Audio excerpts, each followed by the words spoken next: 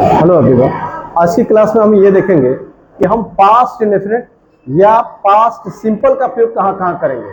तो सबसे पहले हम ये देखें कि अगर हमारे सेंटेंस में आया है एगो या आया है यस्टरडे या फिर द डे बिफोर यस्टरडे या यस्टरडे प्लस मॉर्निंग, मतलब yesterday morning, yesterday evening, yesterday afternoon, yesterday noon, तो इस तरह की चीजें आई हैं। यस्टरडे नाइट अगर आया है इस तरह की चीज तो भी हम उसको पास्ट इंडेफिनिट में बनाएंगे। आ जाए last night, last night, last week, last month, last year, तो भी हम पास्ट इंडेफिनिट का ही यूज करेंगे, यानी दूसरे टेंस का यूज नहीं करेंगे। कहा जाए Monday last, Sunday last, Tuesday last, इस तरह की चीजें आ जाए, या आ जाए द अदर डे, या फिर आ जाए बीता हुआ कोई वर्ष, जैसे इस समय 2025 चला है, अगर हम 2002 की बात करें तो भी हम पास्ट इंडेफिनिट का यूज करेंगे। उसी तरह से बीते हुए माह की बात करें, जैसे 2000 अगर मार्च 2020 की बात करें, मार्च 2020 जो बीत चुका है, तो मार्च 2020 की बात करें तो भी पास्ट इंडेफिनिट। अगर घड़ी का समय जो बीत चुका है, अगर कहा जाए वह सुबह 7 बजे आया है, वह सुबह 7 बजे आया, तो यहां भी जो है हम वही पास्ट इंडेफिनिट का यूज करेंगे। तो ये सारी चीजें हैं, तो हमको पास्ट इंडेफिनिट का यूज करना है। पास्ट इंडेफिनिट का यूज हम करेंगे, केवल पास्ट इंडेफिनिट का यूज, दूसरी चीज का यूज नहीं करेंगे, दूसरे टेंस का यूज नहीं करेंगे। चलिए अब जरा देखते हैं। अगर कहा जाए ही केम 2 days एगो, अगर हम लिखें ही केम 2 days एगो, वह 2 दिन पहले आया, तो पास्ट इंडेफिनिट होगा। अगर हम प्रेजेंट परफेक्ट का यूज करें या पास्ट परफेक्ट का यूज करें तो ये गलत हो जाएगा, ये प्रेजेंट पास्ट इंडेफिनिट में ही बनेगा। क्या है कि ही हैज कम 2 days एगो।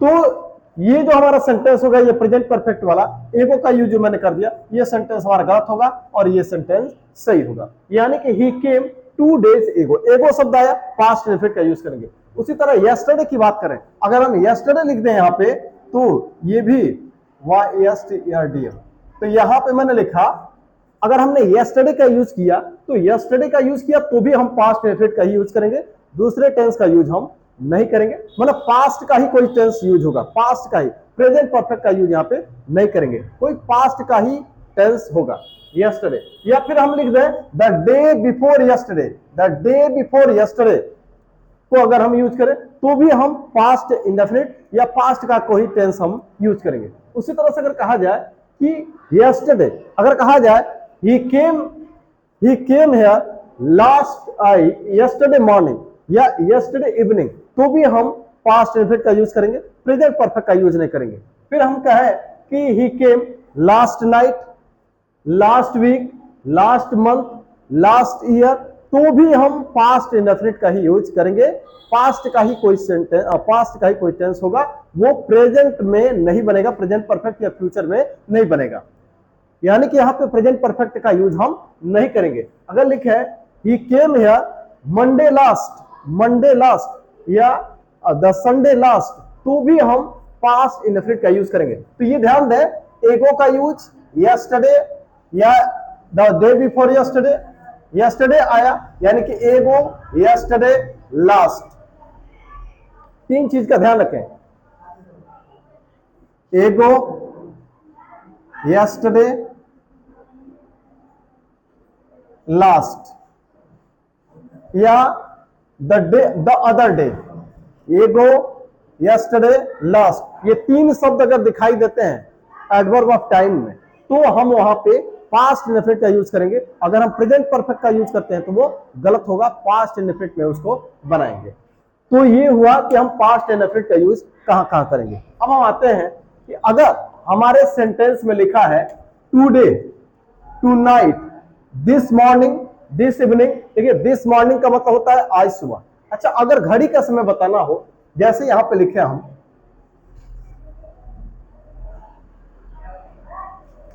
अगर हम कहें कि ही केम इन 2020, तो ये 2020 जो बीत चुका है, तो बीते हुए वर्ष की बात की जा रही है, तो यहाँ भी हम पास्ट इंडेफिनिट का यूज करेंगे।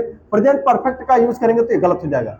ही हैज कम इन 2020, तो ये हमारा सेंटेंस गलत होगा, ये सही होगा। उसी तरह से अगर बीते हुए माह की बात करें, ही केम हियर इन मार्च 2020, तो बीते हुए मार्च 2020 के मार्च की बात करें जो बीत चुका है, तो भी हम जो है पास्ट इंडेफिनिट का ही यूज करेंगे, इसका यूज करेंगे तो ये गलत होगा। उसी तरह से अगर हम घड़ी का समय बताएं, अगर कहें हम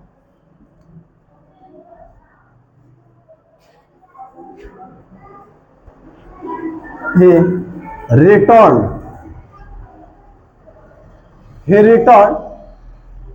at 7 AM, वह 7 बजे सुबह आया, तो वह 7 बजे सुबह आया। ये देखिए आया, आने वाली क्रिया समाप्त हो गई, यानी जो क्रिया हुई वो संपन्न हो गई। तो अगर उसको हम बीते हुए समय का कोई घड़ी का समय बताते हैं तो वहां भी हम पास्ट इंडेफिनिट का यूज करेंगे, प्रेजेंट परफेक्ट का यूज नहीं करेंगे। अगर यहां हम प्रेजेंट परफेक्ट का यूज करें तो ये सेंटेंस हमारा गलत माना जाएगा।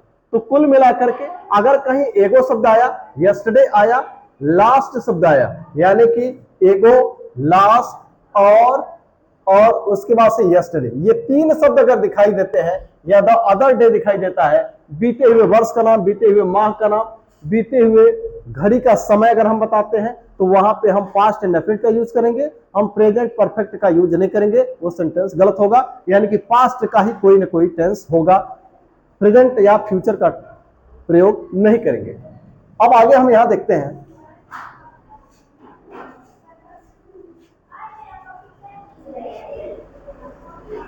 अब हमारा ये सेंटेंस है, अगर हमारे सेंटेंस में आया है टुडे और tonight, today tonight या दिस मॉर्निंग, दिस मॉर्निंग का मतलब होता है आज सुबह, दिस इवनिंग का मतलब आज शाम को, दिस वीक का मतलब इस सप्ताह, दिस मंथ का मतलब इस महीने, दिस ईयर मतलब इस वर्ष।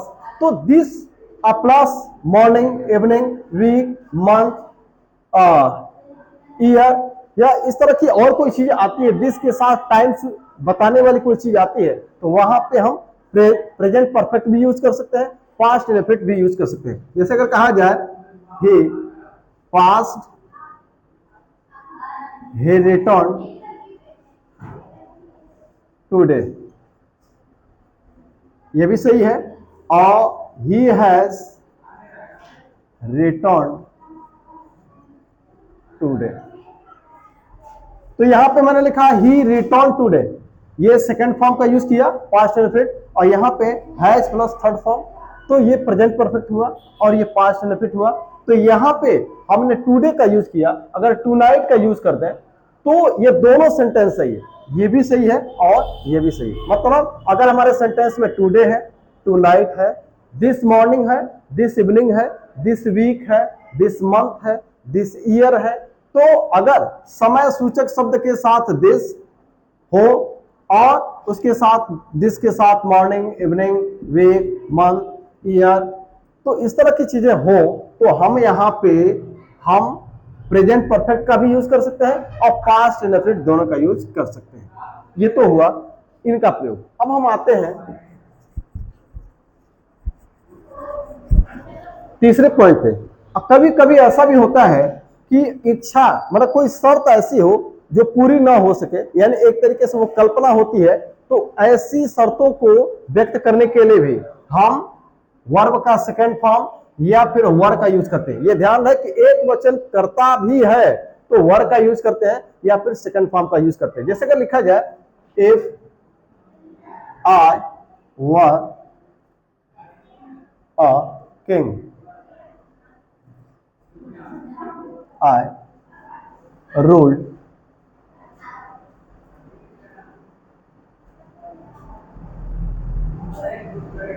I ruled over the state।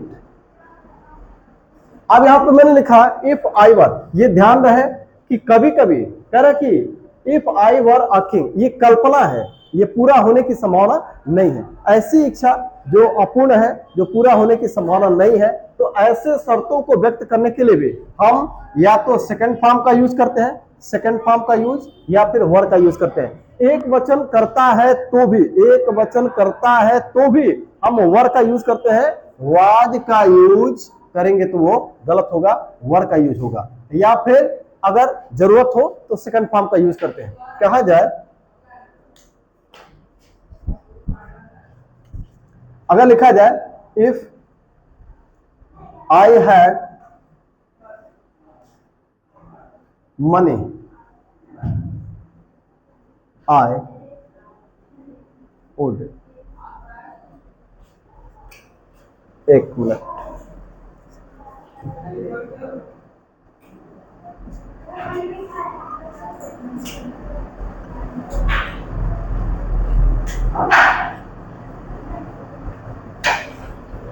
ऐसे वाक्य में जो दूसरा उपवाक्य होता है, जो दूसरा क्लॉज होता है, वहां पे वुड का यूज करते हैं, वुड। अब यहां पे देखें इफ आई हैड मनी तो आई वुड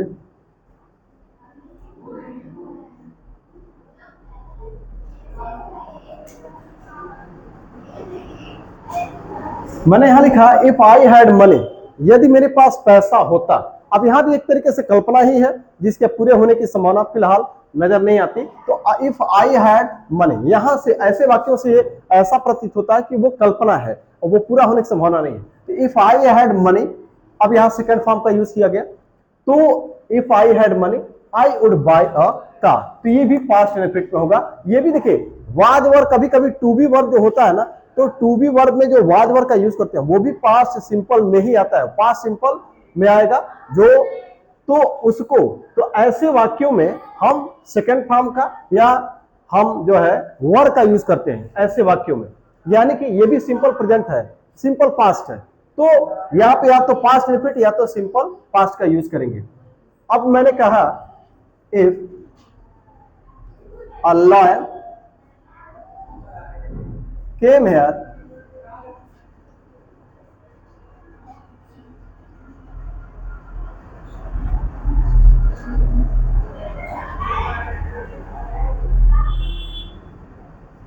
अब यहां एक कल्पना की गई if a lion came here, यदि यहां एक शेर आ जाए ऑल वुड रन अवे, सभी भाग जाए। तो अब यहां भी देखिए ये सब प्रेजेंट में है, यहां हम प्रेजेंट की बात कर रहे हैं, एक कल्पना कर रहे हैं, एक इच्छा व्यक्त कर रहे हैं। देखिए इसकी पूरा होने की संभावना नहीं है। देखिए यहां पे हमने सेकंड फॉर्म का यूज किया और सेकंड फॉर्म का यूज किया और यहाँ पे वुड का यूज किया। तो कुल मिलाकर के अगर कोई ऐसी इच्छा, कोई ऐसी शर्त है जिसकी पूरा होने की संभावना नहीं है, एक कल्पना कर रहे हैं, तो वहां पे या तो वर का यूज अगर टू बी वर्ब है तो, और नहीं तो सेकंड फॉर्म का यूज करेंगे ऐसे ऐसे शर्तों में।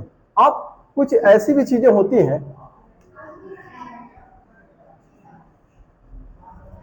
आप कहीं आ जाए इफ ओनली आई विश, लिखा जाए आई विश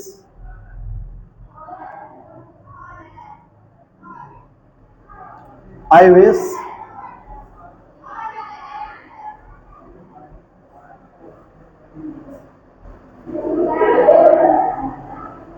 यहां पे मैंने लिखा I wish I were rich. अब यहां भी एक इच्छा प्रकट की गई है, आई विश का यूज किया गया, या कहा जाए if only I were rich, तो ये भी प्रेजेंट की ही बात है, ये भी प्रेजेंट में ही है और ये इच्छा प्रकट की जाती है। तो कह रहा है कि काश मैं अमीर होता, तो यहाँ पे आई विश का यूज किया, तो यहाँ पे वर का यूज किया, यानी कि ये भी पास्ट सिंपल में आ जाएगा। यहाँ भी वर का यूज किया, ये भी सिंपल पास्ट में आ जाएगा। उसी तरह सेकंड फॉर्म का यूज करेंगे, कहा जाए इफ ओनली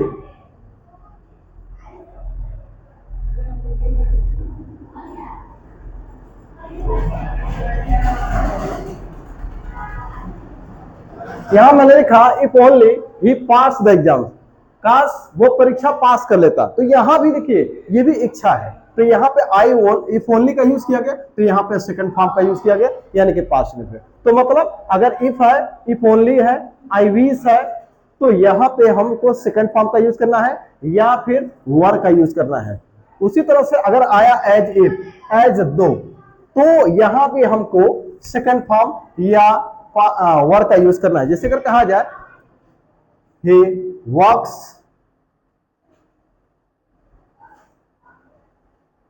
एज इफ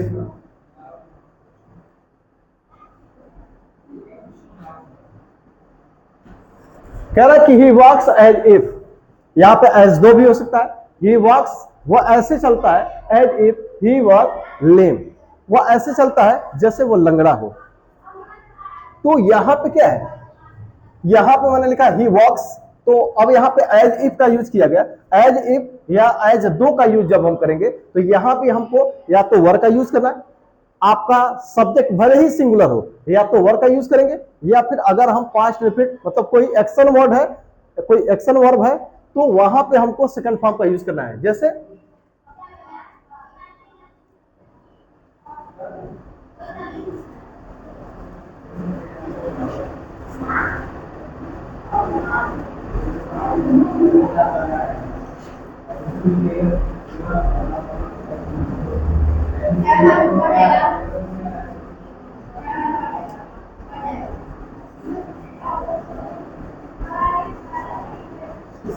कह रहा है he speaks as if he passed the exams, वो ऐसे बोलता है जैसे उसने परीक्षा पास कर लिया हो। तो यहां भी देखिए एज इफ का यूज किया और यहां पे सेकंड फॉर्म का यूज किया, तो या तो सेकंड फॉर्म या तो सेकंड फॉर्म या वन, दो में से कोई एक ही होगा। इनके बाद एज इफ मतलब इफ, अगर ये अपूर्ण इच्छा है, अगर कोई ऐसी है जो कल्पना व्यक्त कर रहा है, if only, I wish, as if, as though, या इट इज टाइम अगर आया है तो हमको सेकंड फॉर्म या वर्ड का यूज करना है। अब जैसे देखेंगे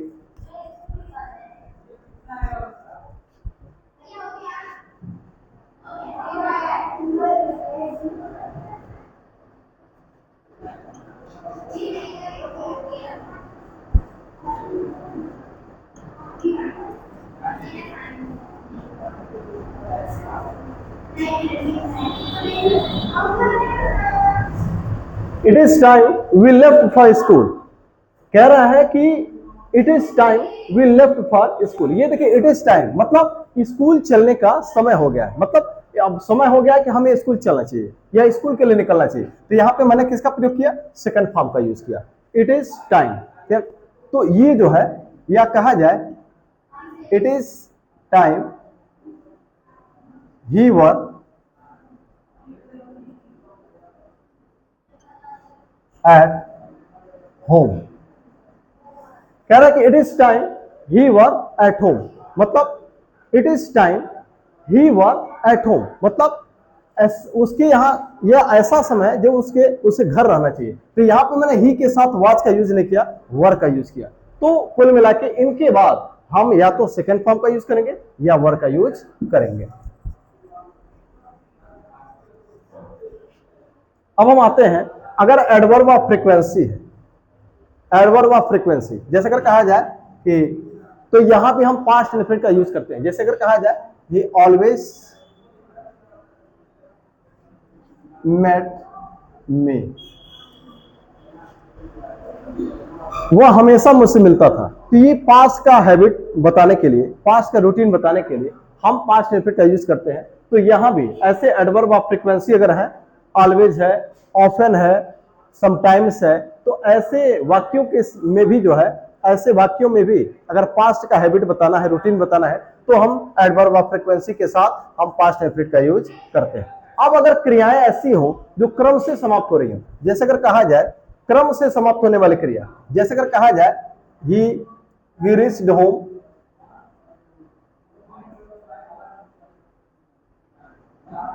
ही रीच्ड होम,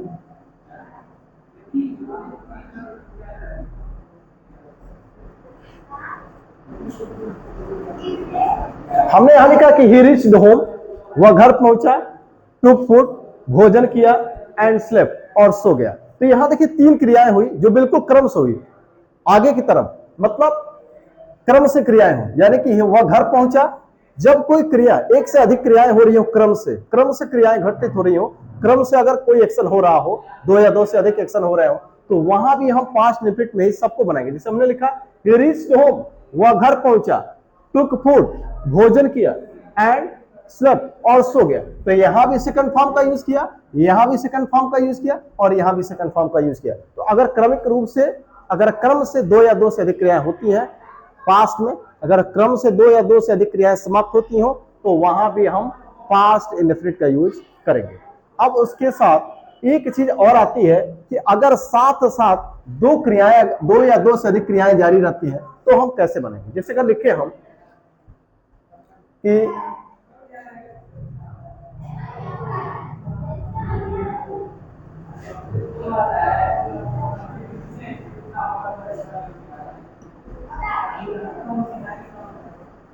मैंने यहां लिखा है कि while he played, जब वो खेल रहा था। देखिए अगर पास्ट में बीते हुए समय में दो क्रियाएं एक ही साथ जारी रहती हैं तो वहां पे हम उनको कॉन्टिन्यूअस में नहीं बनाते, कॉन्टिन्यूअस में ना बना करके उनको हम पास्ट इंडेफिनिट में बनाते हैं। जैसे कहा था कि while he played I worked, जब वो खेल रहा था। अगर आप इसको ऐसे बनाते हैं,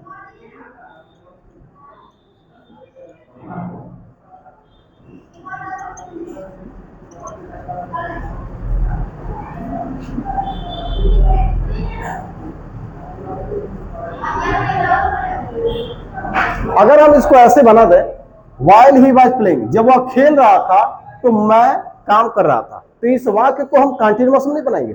जब वो खेल रहा था तो मैं काम कर रहा था, तो यहाँ पे आप इन दोनों को पास्ट इंडेफिनिट में अगर बनाते हैं तो ये गलत है। दोनों एक साथ चल रही थी।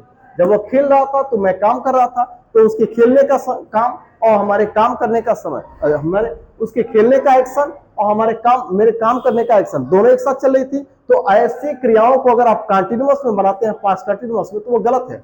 यहाँ पे हम दोनों को पास्ट इंडेफिनिट में बनाएंगे। तो while he played I worked, ये आपका सही है और ये आपका गलत है, ये गलत माना जाएगा। ये सही होगा, ये सही होगा। तो अगर पास्ट में दो क्रियाएं एक ही साथ जारी हैं तो वहां पे जो है हम उनको दोनों को पास्ट इंडेफिनिट में बनाएंगे। पास्ट कंटिन्यूअस में बनाने पर गलत होगा, उन दोनों को पास्ट इंडेफिनिट में बनाएंगे। और इसी तरह से अगर पास्ट में अगर रूटीन को अगर बताना है, पास्ट हैबिट को बताना है, तो भी हम सेकंड फॉर्म का यूज करते हैं। उसको हम यूज टू और वुड से भी बनाते हैं, जिसको मैंने अलग से एक क्लास में उसको मैंने बताया है। तो आज के लिए इतना ही, धन्यवाद।